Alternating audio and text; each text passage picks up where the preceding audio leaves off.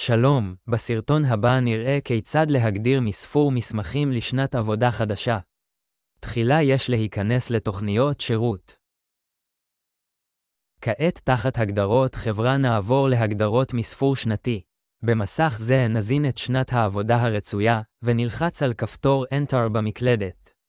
בטבלה שנפתחה ניתן לראות את מספר המסמך האחרון לשנת העבודה האחרונה, ובשדה הריק נזין את מספר המסמך שאיתו נתחיל את שנת העבודה הנוכחית.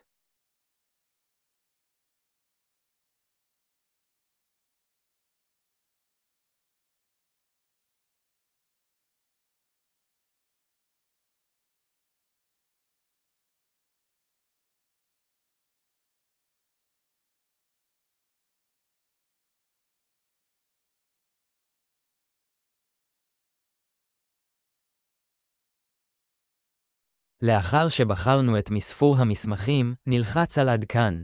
במידה וקופצות התראות בינה בחלון התחתון, יש לקרוא אותם ולבחור האם לתקן או לסמן מאשר, וללחוץ רשום מאושרים.